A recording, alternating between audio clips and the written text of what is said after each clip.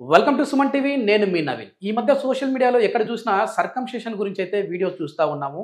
అంటే సుంతి ఆపరేషన్. అసలు ఈ సుంతి ఆపరేషన్ అనేది ఎందుకు చేస్తారు, ఎవరికి చేస్తారు, దీనివల్ల ఉపయోగాలు ఏంటి అనేది అయితే తెలుసుకుందాం. ప్రస్తుతం మనం వచ్చేసేసి ట్రీట్మెంట్ రేంజ్ హాస్పిటల్లో ఉన్నాం. మనతో ఉన్నారు ప్రముఖ laparoscopic and laser surgeon doctor Vinay గారు. హాయ్ సార్, నమస్తే అండి. సార్, ఎక్కడ చూసినా ట్రీట్మెంట్ రేంజ్ హాస్పిటల్, పైల్స్, సర్కంషేషన్. అంటే హైదరాబాద్లో పైల్స్ సర్కంషేషన్ అంటేనే ట్రీట్మెంట్ రేంజ్ హాస్పిటల్కి రావాలి అని చెప్పేట్లుగా అయిపోయింది ఇప్పుడు. సో ఏంటి అసలు ఈ సర్కంషేషన్, సుంతి ఆపరేషన్ అనేది అంత మ్యాండేటరీనా? అసలు ఎవరికి అవసరం అండి ఇది?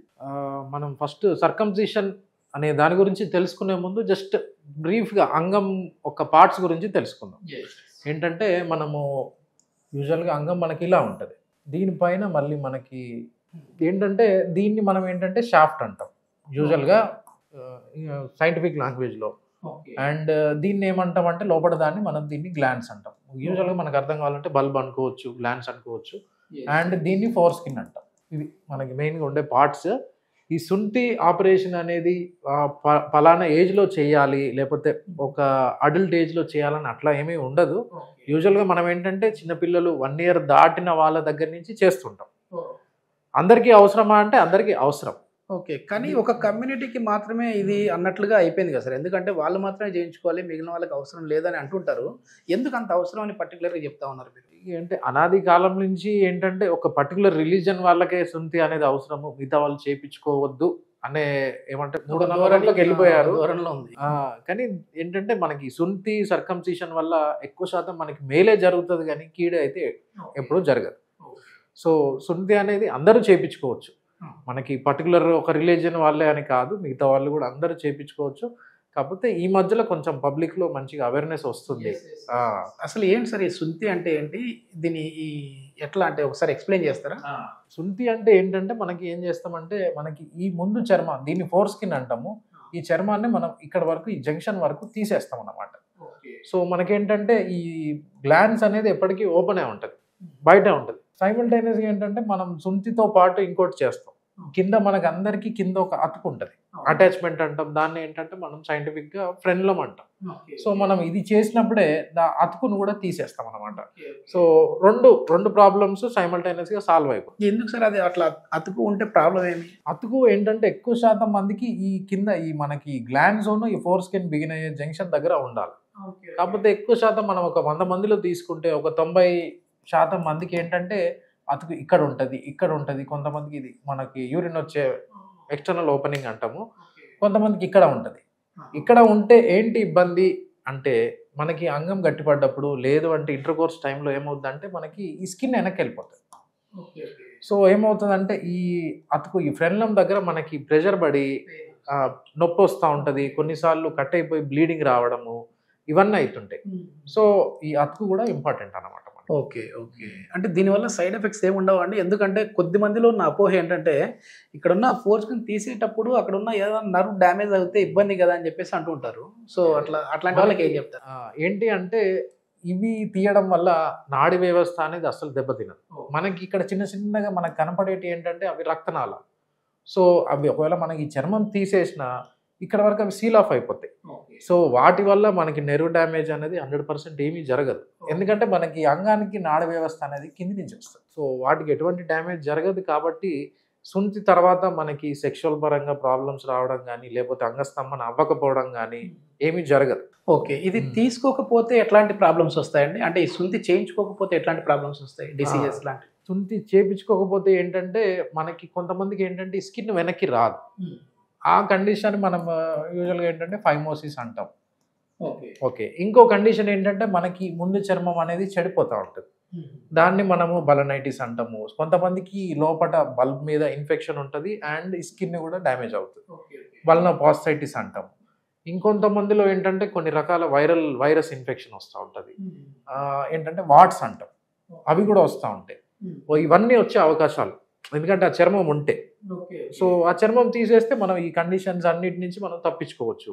అండ్ ఇంకొక పరంగా ఏంటంటే మనకి ఫ్యూచర్లో కార్సినోమా, అంగానికి క్యాన్సర్ రాకుండా సుంతి అనేది మనకి ప్రొటెక్ట్ చేస్తుంది. ఓకే, సుంతి చేయించుకున్న వాళ్ళలో ఈ రకం క్యాన్సర్ వచ్చే ఛాన్సెస్ ఛాన్సెస్ చాలా తక్కువ.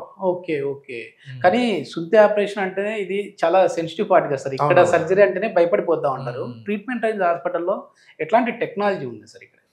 మనము ఇక్కడ సుంతి ప్రజెంట్ ఏంటంటే మన దగ్గర ఉన్న most advanced and latest technology ఏంటంటే మనము ఈ స్టాప్లర్ అనే డివైస్ తోటి చేస్తాం.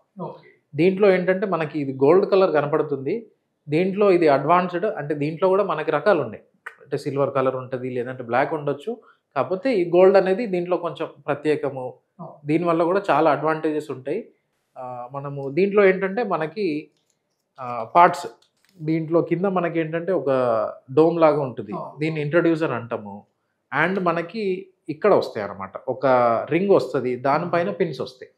సిలికాన్, ఆ రింగ్ ఏంటంటే సిలికాన్ మెటీరియల్ది. పిన్స్ కూడా చాలా మంది ఏమనుకుంటారంటే పిన్స్ అనగానే అవి స్టీల్ పిన్స్ ఏమో మనకి రస్ట్ పట్టొచ్చు అట్లా అంటుండ్రు. కానీ పిన్స్ ఏంటంటే మేడప్ ఆఫ్ టైటానియం. సో వాటితోటి కూడా ఇబ్బంది ఏమీ ఉండదు. అండ్ ఇక్కడ వస్తాయి అనమాట మనకి పిన్స్, ఇవన్నీ ఇక్కడ వస్తాయి. అవి కూడా ఆల్మోస్ట్ ఒక 2 వారాల్లో పడిపోతాయి. దానంతా కదా ఆ రింగును పిన్స్ 2 కలిపి పడిపోతాయి అనమాట. సో పేషెంట్కి మనం ఏంటంటే జాగ్రత్తలు ఏం చెప్తామంటే ఫస్ట్ వారం 10 రోజులు అంగస్తంభన కాకుండా చూసుకోమని చెప్తాం. అండ్ డైలీ కనీసం 1-2 సార్లు అన్నా మంచిగా క్లీన్ చేసుకోమని.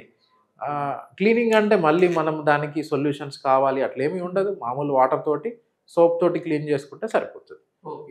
పూర్తిగా మనకు ఒక 3-4 వారాలలో పూర్తిగా నయమైపోద్ది అనమాట. ఇప్పుడు సెన్సిటివ్ పిన్స్ ఉన్న వాళ్ళకి కూడా ఇది యూజ్ అవుతుంది అండి? అంటే మామూలు ఈ ట్రీట్మెంట్ అనేది యూజ్ అవుతుంది. ఏంటంటే మనకి ఇన్ని రోజులు ఈ గ్లాండ్స్ అనే దాని మీద ఈ చర్మం ఉంటుంది కాబట్టి ఇది బయటికి ఎక్స్పోజ్ అవ్వదు. సో మనం ఈ చర్మం తీస్తే ఏమవుతుందంటే ఇది బయటికి కొంచెం అటు తగిలిన, క్లాత్ తగిలిన, వాటర్ తగిలిన మనకి ఒక రకమైన ఫీలింగ్ ఉంటుంది. దాన్ని మనం సెన్సిటివిటీ అంటాము. ఆ సెన్సిటివిటీ కూడా మేబీ ఒక 1 to 2 వీక్స్లో సెట్ అయిపోతుంది. మామూలుగా ఒకప్పుడు ఏంటంటే ఇది ఓపెన్ సర్జరీ లాగా ఉండేది కదా సార్. అంటే చాలా వరకు సిజర్లు పెట్టి కట్ చేసేసి బ్లీడింగ్ ఎక్కువ అయిపోతూ ఉంటుంది. మరి స్టాప్లర్ విధానంలో బ్లీడింగ్ అనేది అవ్వదా సార్? ఇది కేఎస్ఆర్ స్టాప్లర్ అనుకుంటా. ఏంటి అంటే మనకి కేఎస్ఆర్ స్టాప్లర్లో ఉన్న అడ్వాంటేజ్ ఏంటంటే మనకి బ్లీడింగ్ అసలు ఒక డ్రాప్ బ్లీడ్ కూడా అవ్వదు, ఒక డ్రాప్ కూడా రాదు. ఏంటికంటే మనకి ఆ గ్యాప్ ఉండదు. మనం స్కిన్ కట్ అయిపోయి వెంటనే పిన్స్ వచ్చేస్తాయి. సో ఆ గ్యాప్ ఉండదు కాబట్టి, అండ్ సైమల్టేనియస్గా పిన్స్ పక్కనే ఉంటాయి అన్నమాట. సో ఆ గ్యాప్ ఉండదు. సో బ్లీడింగ్ అనే ఛాన్స్ అయితే ఏమీ ఉండదు. మీరు చెప్పిన దాంట్లో అంత బాగానే ఉంది సార్. కానీ ఏంటంటే అంగం అనేది 2 వారాల వరకు స్తంభించకూడదు అంటున్నారు కదా. సో ఒకవేళ అంగస్తంభన జరిగితే ఏమైనా మళ్ళీ వాళ్ళకి ప్రాబ్లం వస్తుందా? అంటే ఎప్పుడు మన ప్రమేయం లేకుండానే నిద్దట్లో కొంచెం అంగస్తంభన జరుగుతూ ఉంటుంది, బ్లడ్ సర్క్యులేషన్ వెళ్తూ ఉంటుంది అక్కడికి. అట్లాంటి టైంలో ఎట్లాంటి జాగ్రత్తలు తీసుకోవాలి? ఒకవేళ బ్లీడింగ్ అయ్యే అవకాశం ఉంటుంది అప్పుడు ఎందుకు అవాయిడ్ చేయమని చెప్తామంటే మనకి రింగ్ అని చెప్తాం కదా, ఆ రింగ్ ఒక సైజులో ఉంటుంది, మళ్ళీ దాని మీద పిన్స్ ఉంటాయి. సో అంగస్తంభన ఏమవుతుందంటే ఈ మనకి సైజ్ పెరిగేసరికి దీని మీద కొంచెం ప్రెషర్ పడి కొన్నిసార్లు వాపు వచ్చే ఛాన్సెస్ ఉంటాయి, లేదు అంటే నొప్పి ఎక్కువ అయ్యే ఛాన్స్ ఉంటుంది, లేదంటే బ్లడ్ వచ్చే ఛాన్స్ ఉంటుంది. అంతేగాని ఇన్ఫెక్షన్ అయ్యి మరీ సివియర్గా అనేది ఏమి లేదు. 99% అయితే ఇన్ఫెక్షన్స్ ఇప్పటివరకు మేము చేసిన కేసులు అయితే ఎప్పుడు చూడలేదు. ఇన్ఫెక్షన్ వచ్చే ఛాన్స్ కూడా చాలా తక్కువ, వెరీ రేర్. అండ్ షుగర్ ఉన్న వాళ్ళల్లో కూడా మేమైతే ఎప్పుడు చూడలేదు ఇన్ఫెక్షన్. సో ఒకవేళ ఈ నొప్పి కానీ లేకపోతే వాపు వచ్చినా అవన్నీ తగ్గిపోతాయి. ఏంటంటే కొంచెం హీలింగ్ డిలే అవ్వచ్చు కానీ మనకి పెద్ద కాంప్లికేషన్స్ అయితే ఏమీ రావు. Okay okay. ఈ సర్జరీ మామూలుగా ఒకప్పుడు చూస్తే సర్జరీ చేసుకొని బయటికి వెళ్ళాలి అని అంటే ఓపెన్ సర్జరీ బ్లీడింగ్ అయ్యే టైంలో మళ్ళీ ఒక 2-3 వారాల వరకు ఇబ్బంది పడేవాళ్ళు. ఇది ఇప్పుడు ఈ స్టాప్లర్ విధానం ద్వారా అట్లాంటిది ఏమి ఉండదా? మళ్ళీ మన రెగ్యులర్ యాక్టివిటీస్కి మనం వెళ్ళొచ్చు. జాబ్ చేసుకునే వాళ్ళు ఉంటారు సార్, మేము సాటర్డే ఫ్రీగా ఉన్నాము, ఈరోజు వచ్చి మేము సర్జరీ చేయించుకున్నాం అంటే మళ్ళీ మండే నుంచి మేము ఆఫీస్కి వెళ్ళొచ్చు అని అనుకుంటా ఉంటారు. అట్లాంటి వాళ్ళకి ఏం చెప్తారు? ఏంటి అంటే మనకి ఓపెన్ సర్జరీ అనుకోండి కొన్ని రోజులు బెడ్ రెస్ట్ అవసరం పడుతుంది అని చెప్తాము. ఆ టైంలో మనకి స్కిన్ కట్ చేసేటప్పుడు కూడా ఏంటంటే మాన్యువల్గా చేస్తాం కాబట్టి కొంచెం స్కిన్ జిగ్జాగ్గా కట్ అయ్యే ఛాన్సెస్ ఉంటాయి. అండ్ కొన్నిసార్లు ఏంటంటే మనం స్కిన్ తీయాల్సిన దానికంటే ఎక్కువ తీసామనుకోండి ఫ్యూచర్లో మనకి అంగస్తంభన ప్రాబ్లమ్స్ వస్తాయి. సో మనకి స్టాప్లర్ తోటి ఏంటి అడ్వాంటేజ్ అంటే మనం స్కిన్ ఎంత తీయాలో అంతే తీస్తాం. అండ్ కాస్మెటిక్గా కూడా రిజల్ట్స్ చాలా బాగుంటాయి. పేషెంట్స్ ఏంటంటే ఇమీడియట్ కావాలంటే వాళ్ళు అదే రోజు పని చేసుకోవచ్చు. కాకపోతే మేము ఏమంటే 1 డే గ్యాప్ ఇచ్చి నెక్స్ట్ డే నుంచి they can do there works అని చెప్తుంటాం అనమాట. సో దీనికి బెడ్ రెస్ట్ అయితే అవసరం లేదు. మరుసటి రోజు నుంచి వాళ్ళు పనులు చేసుకోవచ్చు. జర్నీ చేయొచ్చు. అండ్ ఫుడ్ పరంగా అయితే ఏమి రెస్ట్రిక్షన్స్ ఉండవు. ఓకే. ఇది మొత్తానికి ఏంటంటే చాలా వరకు కూడా ఈ సర్కంసిషన్ అనేది దీనివల్ల ఇంకా మనకి ప్లస్ పాయింట్సే ఉన్నాయి తప్ప మైనస్ అయితే లేవు. ముఖ్యంగా వచ్చేసేసి కొన్ని రకాల క్యాన్సర్స్ నుంచి అయితే మనం దూరం అవ్వచ్చు అని చెప్పేసేసి డాక్టర్ గారు చెప్తా ఉన్నారు. దీనికి సంబంధించి ఫర్దర్ ఇన్ఫర్మేషన్ ఏదైనా కావాలంటే హాస్పిటల్ కాంటాక్ట్ నెంబర్ అయితే ప్రొవైడ్ చేస్తాను. మీరు నేరుగా వారితో మాట్లాడొచ్చు. Thank you sir. Thank you.